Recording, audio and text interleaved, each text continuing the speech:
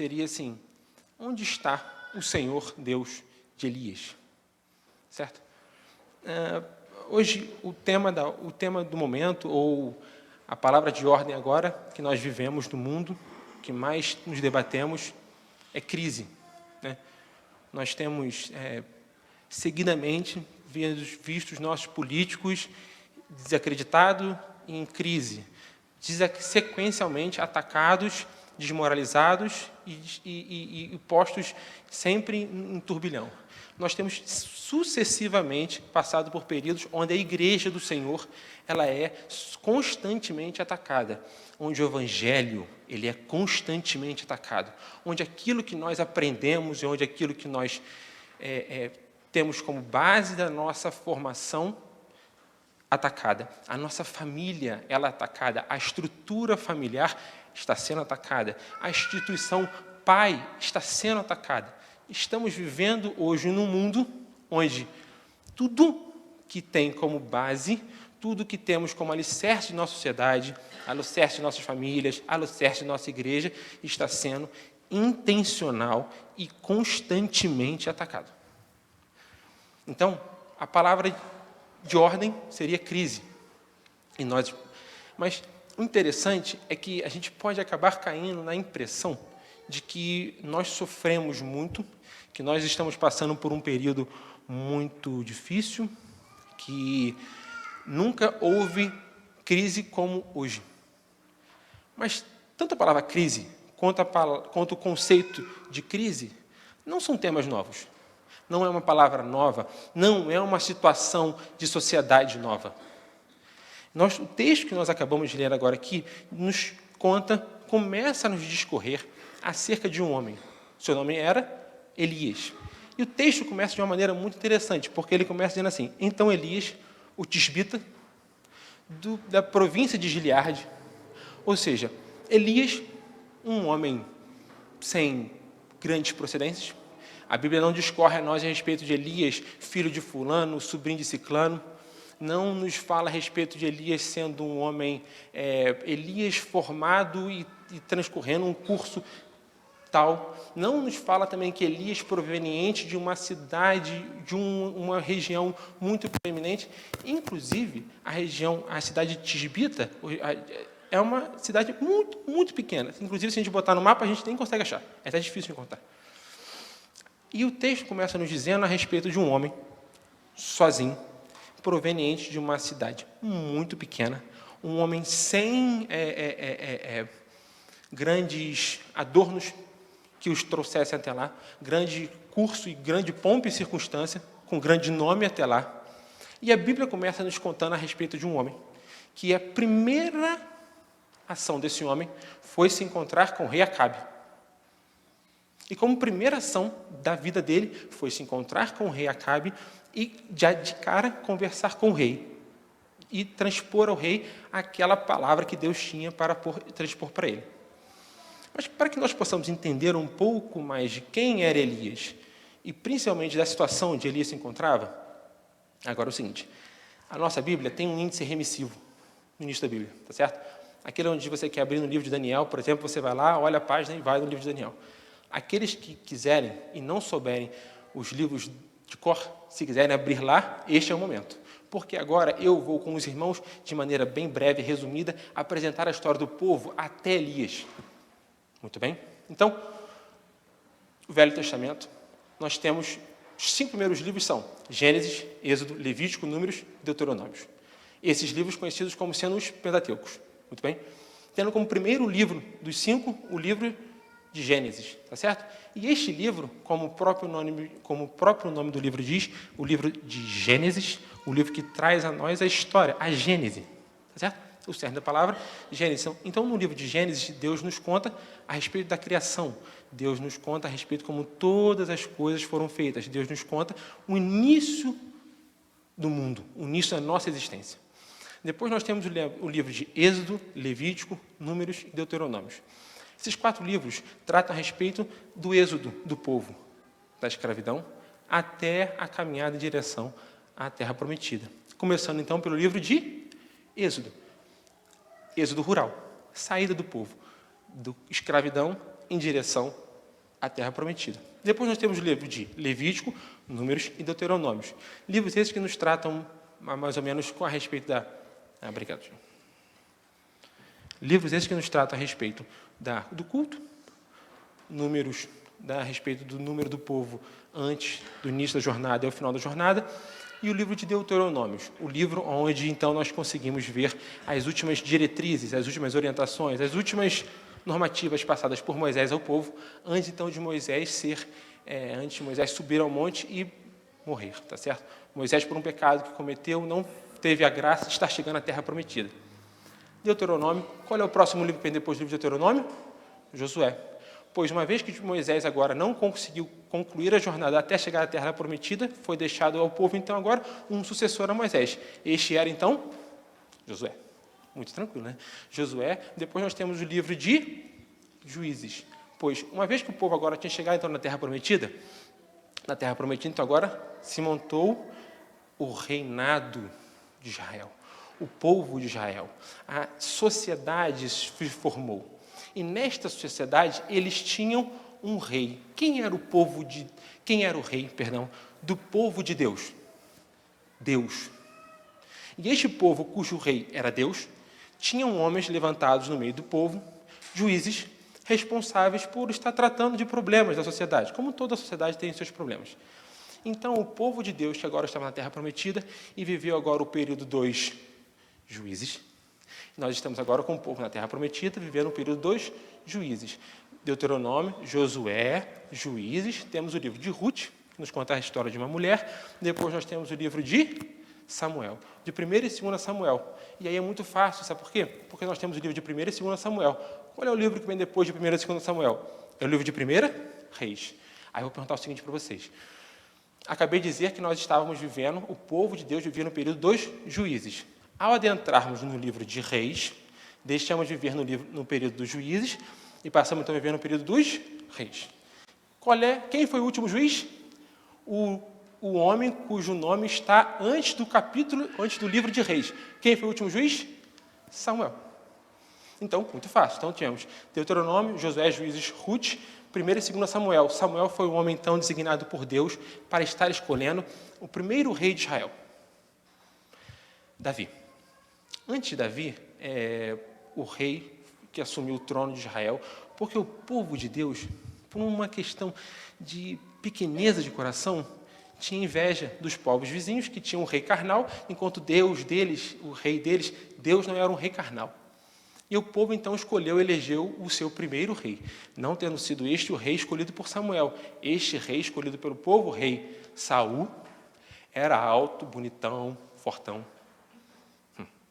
O rei seguinte, a Saul, foi, então, Davi. Nós tivemos Davi, Salomão. E, coincidentemente, Saul, Davi e Salomão, cada um deles reinou 40 anos. Muito parecido com o tempo de Moisés, né? Muito interessante. Mas, então, nós tivemos o reinado de Saul, de Davi e de Salomão, totalizando 120 anos. Agora nós estamos, então, vivendo no período dos reis. Mas ainda não cheguei no período de Elias. Por que eu não cheguei no período de Elias? Por quê? Após o reinado de Salomão, Salomão foi um sujeito extraordinário. Ele foi o homem mais sábio que existiu. Mas, ao longo da sua jornada, o homem mais sábio que existiu cometeu alguns erros. E estes erros, irmãos, fizeram com que cultos pagãos, coisas profanas, fossem difundidas no meio do povo de Deus. E após o reinado de Salomão, seu filho, o reinado de Salomão cresceu absurdamente em riqueza, em prosperidade, em expansão. Mas, como todo reinado, onde tem muita riqueza, onde o Estado desemboca muita função financeira, quem é que paga os impostos? O povo. Então, após a saída de Salomão, o povo que era altamente tributado, passou a pedir agora, então, ao rei, pelo amor de Deus, diminua os impostos. Pelo amor de Deus, diminua os encargos, porque está ficando muito pesado para cima de nós. E o rei que veio depois dele, Roboão, disse, mais pesado do que meu pai serei eu. E aí o povo, então, agora o reinado de Israel, houve uma cisão, uma divisão.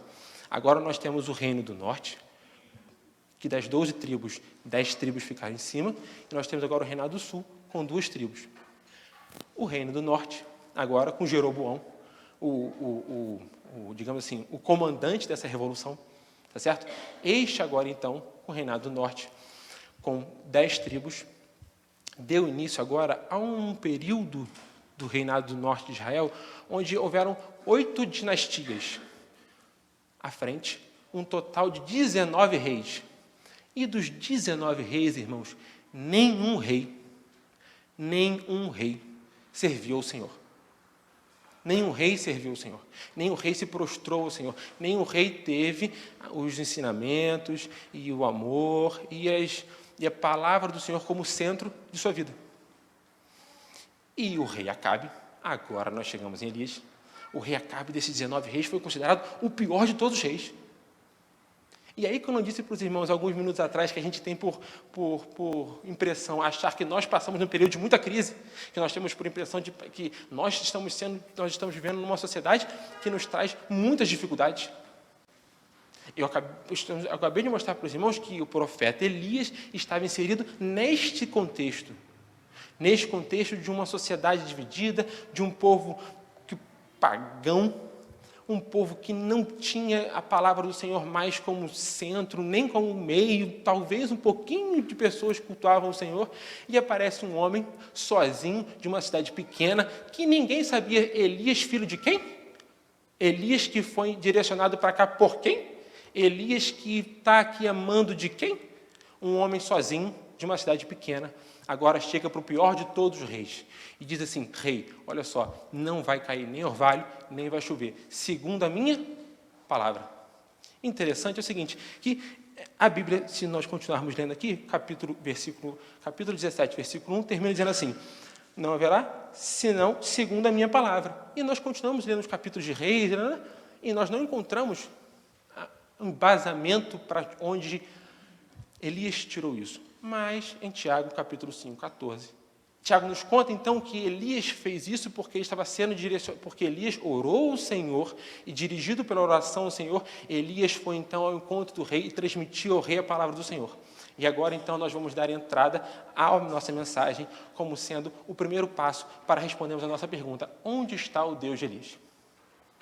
Irmãos, para que então eu possa ser usado pelo Senhor, para que eu possa ser uma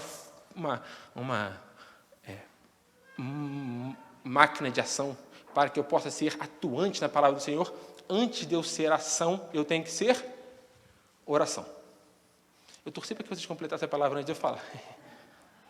Antes da ação vem a oração. Antes de eu fazer, eu tenho que, antes de pregar a palavra do Senhor, antes de ser instrumento nas mãos do Senhor, eu tenho que ter a minha comunhão com o Senhor no meu quarto, na minha casa. Antes de abrir a minha boca e deixar Deus falar, eu tenho que primeiro deixar Deus falar ao meu coração no silêncio do meu quarto. Então, a primeira fase que nós que temos Cristo no nosso coração, nós que queremos deixar Cristo habitar em nossas vidas, nós que dizemos um dia assim: Senhor, habita no meu coração, dirige a minha vida. A primeira etapa que nós temos que fazer é entender que agora eu preciso desenvolver com o Senhor uma vida de oração. No silêncio do meu quarto. Não é no primeiro momento de frente com o irmão, não é no primeiro momento de frente com um amigo, com um conhecido. O primeiro momento do irmão é no seu quarto, em silêncio com o Senhor, em oração. E aí o texto continua dizendo que Elias, então, depois que jogou essa bomba, né, por que Elias fez isso? Um parênteses rápido. Baal, a quem o povo prestava culto, era um Deus agropastoril, né? Um Deus que tinha na prosperidade da plantação, da prosperidade do gado, o seu cerne da sua pregação, né? Prestava-se culto a Baal para que o cultivo prosperasse, para que o gado desse leite, para que os filhos nascessem. Tudo bem? E aí, a partir do momento que vem um profeta do Senhor, dizendo que, segundo a minha palavra, lembrando que este homem era um homem de oração, disse agora, então, que, segundo a minha palavra, não vai mais chover, não vai cair mais orvalho, não vai cair mais chuva, o que vai acontecer com a plantação? Morrer. O que vai acontecer com os animais que comem da plantação? Vão morrer. E aí, inteligentemente, o Deus agropastoril da prosperidade será posto em xeque. E aí, logo depois que Elias faz isso, então Deus orienta a Elias. Então agora, Elias, tá maneiro, né? Agora vai para o deserto. Vai para o deserto, porque agora, Elias, eu vou inscrever você no segundo nível do aprendizado. E esse segundo nível de aprendizado é muito interessante. Por quê? Agora você vai para o deserto, porque agora você vai confiar nas minhas provisões. Você vai para o deserto, Elias, porque agora eu vou fornecer a você a comida e eu vou fornecer a você a bebida. Vá para o deserto, Elias, porque agora você vai entrar no segundo nível de aprendizado. Você vai agora passar a confiar nas minhas provisões. E aí, foi-se Elias para o deserto. E o interessante é o seguinte, a gente, quando passa por problemas nas nossas vidas, a gente com facilidade tende a culpar alguém, tende a culpar alguma situação. A gente, quando passa dificuldade, quando entra no deserto da nossa vida, nós que temos Cristo no nosso coração, nós que botamos os nossos joelhos no nosso quarto para orarmos e pedimos que o Senhor nos dirija, nós que estamos no nível 1 de aprendizado com o Senhor, quando nós somos postos no deserto das nossas vidas, nós estamos sendo inscritos por Deus no nível 2 de aprendizado, onde Deus agora quer que nós passamos a confiar nas suas provisões. E isso, na verdade, é bênção de Deus, é provisão de Deus nas nossas vidas, misericórdia de Deus nas nossas vidas, para que nós possamos experimentar um nível mais profundo de comunhão com o Senhor. Agora eu vou confiar nas provisões do Senhor. E foi o que aconteceu com Elias. Mas a Bíblia continua, e mais um pouco à frente, o que acontece com as provisões de Elias? Acabam. Vocês percebem que no final, isso sucedeu que passados os dias, versículo 7, o ribeiro se secou, porque não tinha havido chuva na terra. Bem que Elias disse, né? Não vai chover. Não choveu. O que aconteceu com o rio? Secou. O que aconteceu com as provisões de Elias? Secaram. E aí, irmãos, é quando nós estamos na nossa vida, passando num deserto, estamos no meio do problema, estamos no meio do turbilhão, e estamos caminhando e vendo que o Senhor está cuidando de nós, e aí as provisões acabam.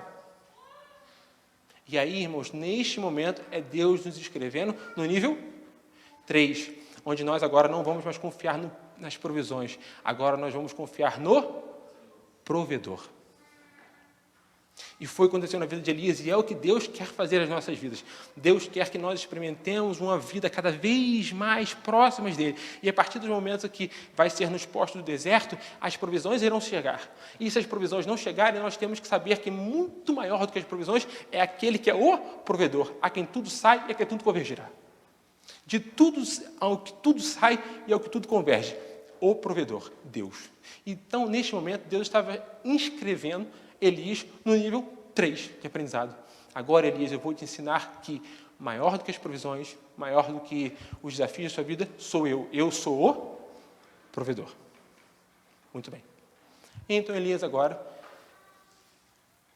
é retirado do deserto e Deus o manda, então, agora para a casa de uma mulher, onde essa mulher, então, agora, Elias, vai para lá, porque essa mulher, ela vai agora te dar o seu sustento.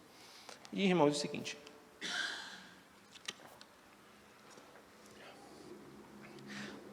daqui para frente, eu vou falar muitos textos. E eu não gosto de não ler.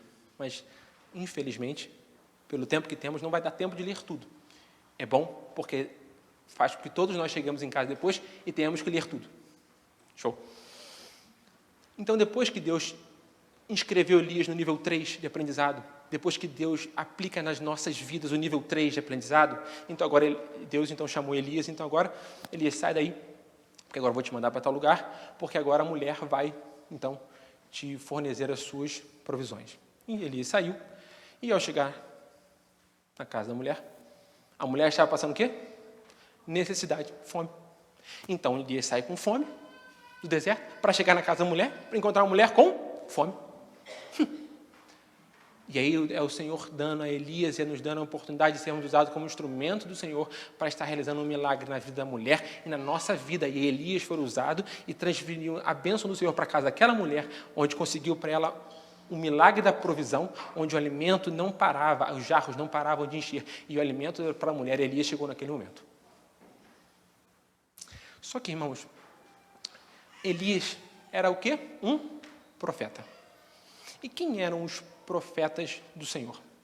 Porque, como eu disse, o povo chegou na Terra Prometida, houve a cisão, havia o rei, mas até a vinda de Cristo, até a vinda de Jesus, até a morte de Jesus, até Jesus morrer pelos meus e pelos seus pecados, até Jesus ressuscitar e até Jesus subir ao céu e nos deixar o Consolador, que é o Espírito Santo, o povo, irmãos, não tinha contato com o Senhor. Então, um profeta era um homem levantado no meio do povo para ser, eu sou voz do Senhor.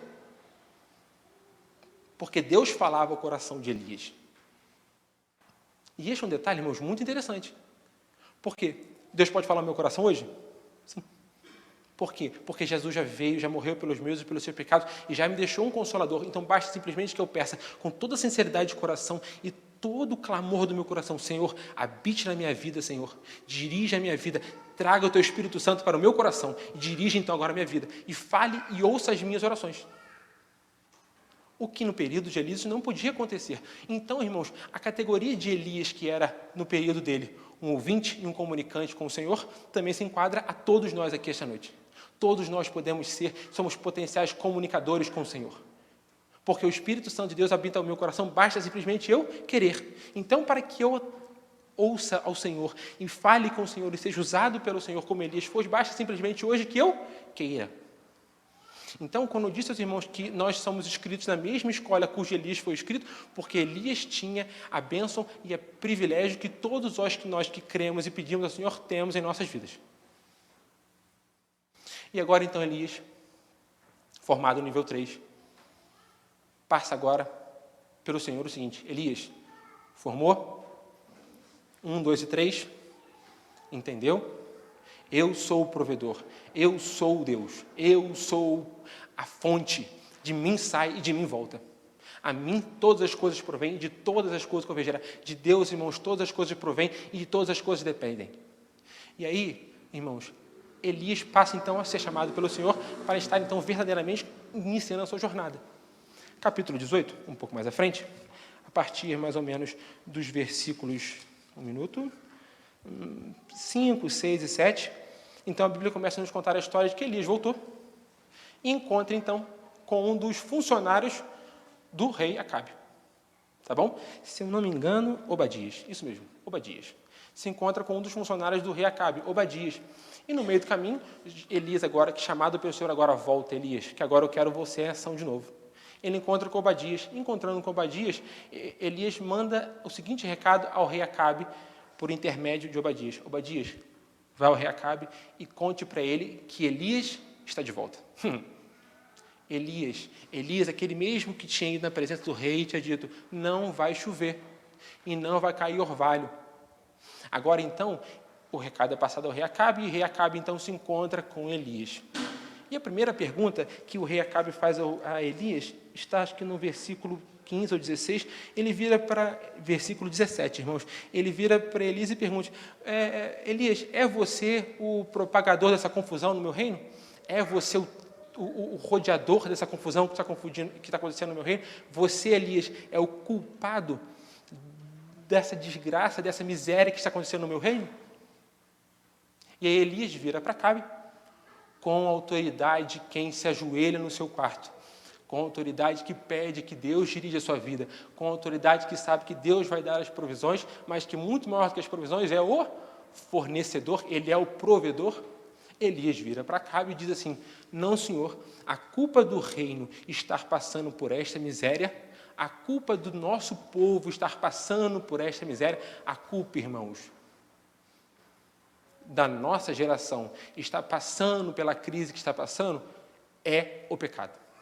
Rei Acabe, a culpa do reino estar sofrendo desse jeito é porque você e seu pai não serviram ao Senhor. E vamos fazer o seguinte, para a gente resolver esse debate, eu vou entrar com os irmãos agora no texto principal da pregação. Vamos fazer o seguinte, vamos reunir o povo todo no monte. Eu quero agora, Acabe, junte todos os profetas de Baal junte todos os profetas de Baal e traga um monte, porque eu vou me encontrar com os profetas de Baal. A partir do versículo de 22, Elias, então, agora começa a se encontrar com os profetas de Baal no seu enredo. E vira para o povo de Israel e diz: olha só, até quando, povo de Israel, vocês vão continuar servindo a dois senhores? Até quando, povo de Israel, vocês vão vão continuar sem saber qual é o Deus real? É Baal ou é o Deus a quem Elias prega? E aí, então, eu vou fazer o seguinte, então, povo. Nós vamos agora instituir um desafio. Eu, profeta Elias, servo do Senhor Deus, e os 450 profetas de Baal, cada um de nós vai erguer 2 altares. Os 450 profetas de Baal vão orar a Baal, vão pedir que Baal faça cair. Nós vamos botar o sacrifício no altar, vamos montar o altar, e os 450 profetas de Baal agora vão orar e vão pedir que caia fogo do céu. E eu também vou fazer a mesma coisa. E aquele que fizer com que caia fogo no céu, este mostrará então que serve ao Deus verdadeiro. E o povo de Israel disse o quê? Ótima ideia.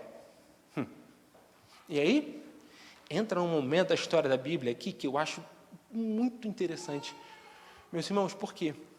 De novo, a gente com a pequeneza da nossa cabeça, a gente com pequeneza no nosso coração, numa situação dessa, um cara sozinho, de uma cidade que eu não conheço, filho de ninguém que eu sei quem é, aprendiz de ninguém que eu também sei quem é, quanto a 450 profetas, ele estava numa desvantagem absurda. Absurda. Ele conta 450 profetas. Mas interessante, por isso que essa história da Bíblia eu acho muito legal, porque um homem dos joelhos no chão, um homem que sabia que Deus era que fornecia as provisões, mas que Deus era o provedor de todas as coisas, ele sabia que naquela disputa, quem é que estava na vantagem absurda? Ele. Porque ele temia e ele servia e ele estava lá como um funcionário, como um instrumento nas mãos daquele que é tudo sai e que é tudo volta. E aí, os profetas de Baal então começaram. Eles dançaram, eles pularam, eles gritaram, até se mutilaram e nada aconteceu. E aí, Elias vem e fala assim: vocês não querem cantar mais alto, não? Eu acho que vocês têm que cantar um pouco mais alto, ou dançar mais, porque eu tenho a impressão que o Deus de vocês pode estar dormindo. Leiam depois. O Deus de vocês pode estar viajando. Eu sugiro a vocês que vocês gritem mais alto, para que o acorde, ele ouça vocês e atenda às suas orações. E eles começaram de manhã cedo. E até o meio-dia, nada tinha acontecido. E aí, então, agora, sem sucesso, chegou a vez de Elias. Irmãos, eu gosto do conceito de que ter a palavra de Deus de cor nas nossas mentes é muito importante. Muito importante. Porque a palavra de Deus, ao longo do nosso dia a dia, ela vai reverberando a nossa cabeça. E aí agora, à noite depois, quando todo mundo for chegar em casa e for ler esse texto, os irmãos vão decorar como eu decorei a oração que Elias fez. Porque a oração que Elias fez tem que ser a oração que eu tenho que fazer antes de dormir, a oração que eu faço quando acordo, a oração que eu vou fazer depois do almoço, a oração que eu vou fazer depois do meu lanche. Elias fala assim: ó Deus de Abraão, de Isaque e de Jacó, manifeste hoje, Senhor, que Tu és Deus, e eu sou Teu servo. Senhor, e conforme Tua palavra eu fiz todas estas coisas. Responde-me, Senhor, responde-me, para que este povo veja que Tu és Deus, e que Tu fizeste o Teu coração de volta para este povo. E aí, irmão, sabe o que aconteceu? Depois dessa oração de Elias, essa belíssima oração de Elias, caiu tanto fogo que o altar se desmantelou de uma mesada só. E detalhe, que eu esqueci de contar para os irmãos. Antes de Elias orar, depois que Elias virou para os profetas de Baal e falou para eles assim: olha, cantem mais alto. Antes de Elias orar, Elias falou o seguinte: vocês estão vendo esse altar aí? enchem de água. Vai, uma vez. Pouco, põe mais água. Pode botar, pouco, mais água. Botou 3 vezes água. O altar estava tão cheio d'água que transbordou. E você sabe por que Elias fez isso? Porque Elias queria mostrar ao povo a folga que ele tinha. Elias tinha muita folga naquilo ali, sabe por quê? Porque Elias sabia que Deus é um Deus real. E que ele servia a um Deus que é um Deus real, que provém, mas ele é o provedor.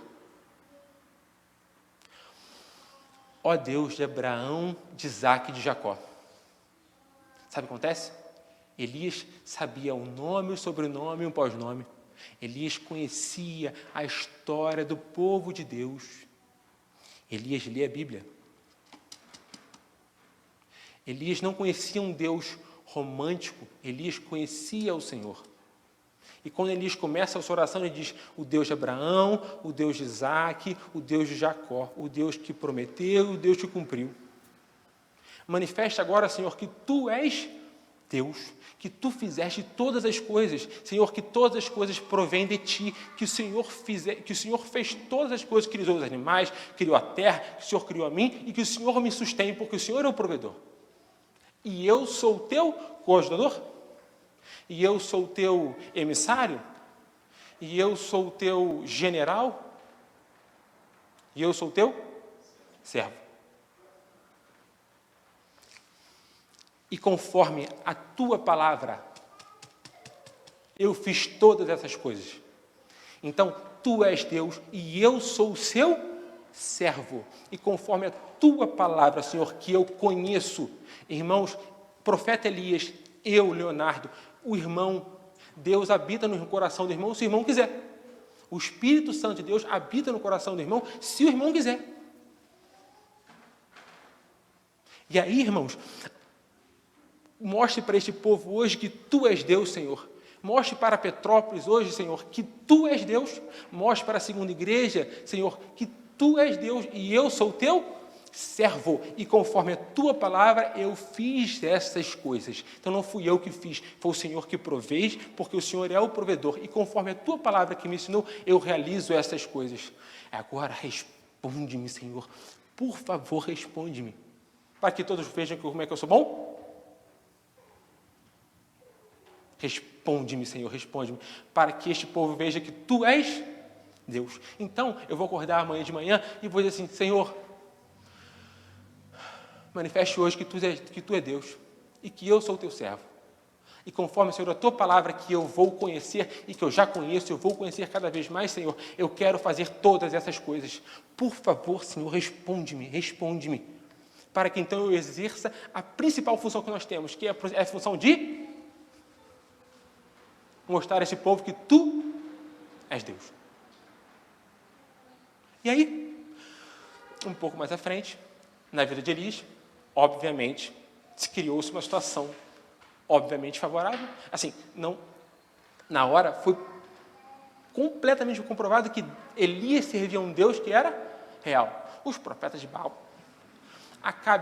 O rei Acabe era casado com uma mulher diabólica, Jezabel. Feiticeira, manipuladora, mandona. E depois desse período todo, Jezabel, então, obviamente, servidora a Baal. Você acha que ela deixou Elias passar impune? Então, Elias passou por um período na vida dele, como nós vamos passar na nossa vida, um período, obviamente, um período de perseguição. Porque, deixa eu explicar uma coisa para os irmãos, a partir do momento que o irmão entrar no local, e o irmão tornar aquele local mais salgado, a partir do momento que o irmão entrar no local escuro e aquele lugar ficar bem claro, porque Deus nos chama para ser sal da terra e luz do mundo. Eu tenho certeza que a partir do momento que aquela comida que era insossa agora ficar... Não preste atenção. Não é uma comida com sal. É uma comida salgada.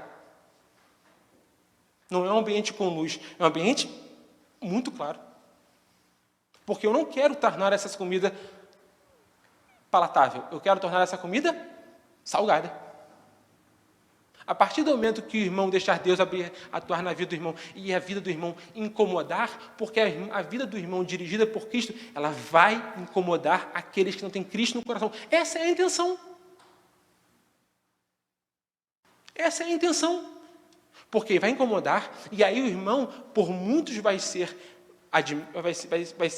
usado como instrumento para crer no Senhor, mas por muitos vai ser perseguido, criticado.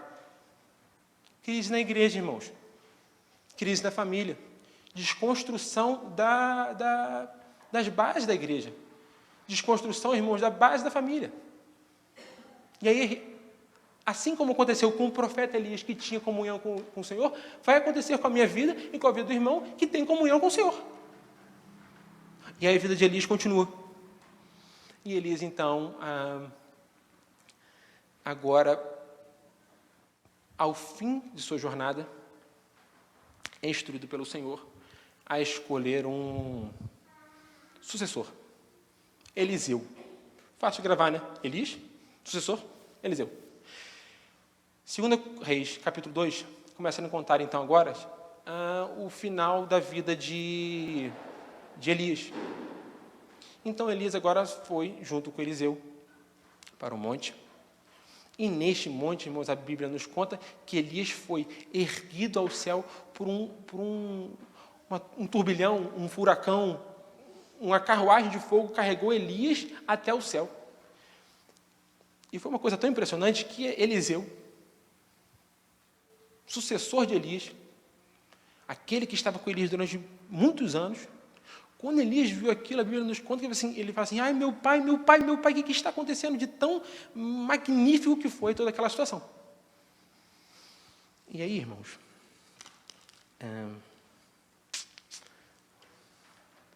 Elias sobe ao céu.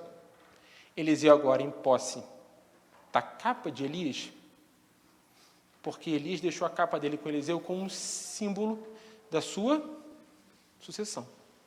Tudo bem? Eliseu agora em posse da capa de Elias, desce ao monte e vai atravessar agora novamente o Rio Jordão, que ele tinha atravessado a pés enxutos. E aí Elias chega à frente do Rio Jordão, 2 Reis, capítulo 2, e dobrou, versículo... não, achei. Desculpa, irmãos, perdão, tá? Versículo 14. 2 Reis, capítulo 2, versículo 14. E tomou a capa de Elias, que lhe caíra, ou que lhe havia dado, tudo bem? E feriu as águas, e disse, onde está o Senhor, Deus de Elias? Título da nossa mensagem. Onde está, Senhor, Deus de Elias? Esta pergunta, ela é brilhante. Ela é de um enredo muito importante. Sabe o que essa pergunta significa, irmãos? O Senhor que agiu na vida de Elias vai agir agora? O Senhor que atuou no passado vai atuar agora? Irmãos, nós temos uma facilidade muito grande de crer nos milagres que já aconteceram. A Bíblia nos conta um monte deles. A Bíblia tem um monte de relatos de milagres que já aconteceram. Nós também temos a mesma facilidade para acreditar em milagres que estão por vir. A Bíblia, novamente, está cheia de promessas feitas ao povo de Deus acerca de milagres que ainda estão por vir. Mas nós temos muita dificuldade para dobrarmos os nossos joelhos, curvarmos as nossas mentes e crermos nos milagres que Deus pode fazer hoje.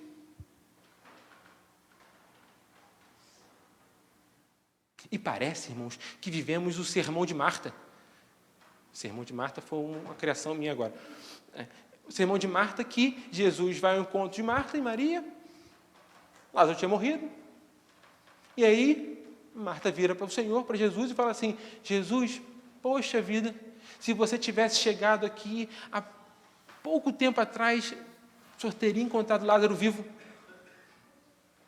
E aí Jesus responde para Marta assim, não, Marta, fique tranquila, Lázaro ressuscitará. E Marta responde o que para o Senhor? Eu sei, Senhor, Eu sei, prestem atenção na resposta de Marta. Marta responde aquilo que uma mulher que conhece a palavra do Senhor responde. O que Marta responde? Eu sei, Senhor, eu conheço a tua palavra e eu sei que no final dos dias Lázaro há de ressuscitar. E aí Jesus responde para Marta assim: Marta, eu não fui, eu não serei, eu sou. Eu sou, Marta. E Lázaro ressuscitou. Manifeste hoje que tu és Deus e eu sou teu servo, e conforme a tua palavra, Senhor, eu fiz todas essas coisas. Responde-me, Senhor, e responde-me.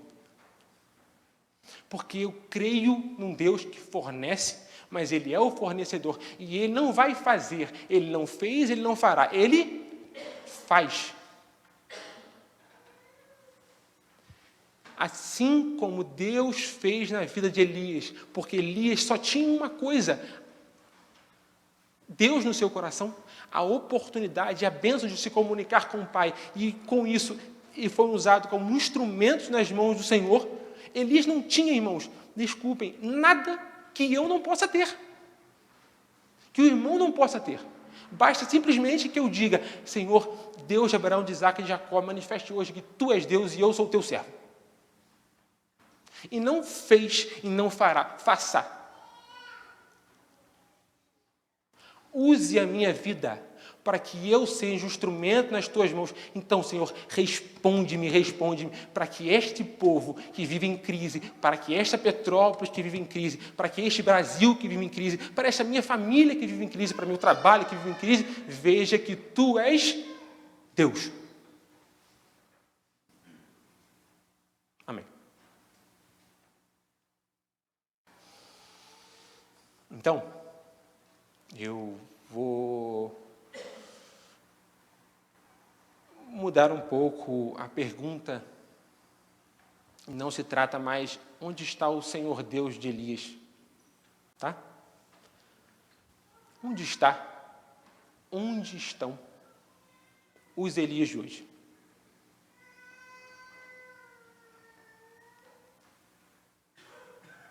Onde estão os Elias de hoje? A pergunta denota uma resposta. Essa resposta parte de uma escolha, de uma decisão, irmãos, muito importante, muito séria, mas uma decisão muito simples. Eu quero. Mas uma decisão verdadeira, de ser usado pelas mãos do Senhor como servo, para que este povo que está em crise veja que eu, homem que ninguém conhece, de uma cidade que ninguém conhece, de um pai que ninguém sabe quem é, de um aluno que ninguém conhece, seja usado pelo Senhor e transforme, como Elias transformou o tempo dele, eu transformo o meu povo também. Amém. Amém. Vamos orar?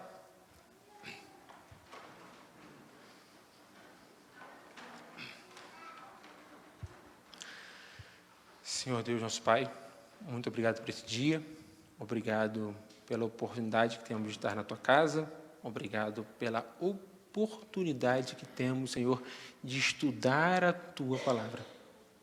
Obrigado pela oportunidade que o Senhor também nos dá de aceitarmos o Teu nome e de termos o Teu Espírito Santo habitando e dirigindo as nossas vidas. Usa-nos, Senhor, usa-nos, eu te peço, usa-nos, para que este povo possa ver que Tu és Deus. Amém.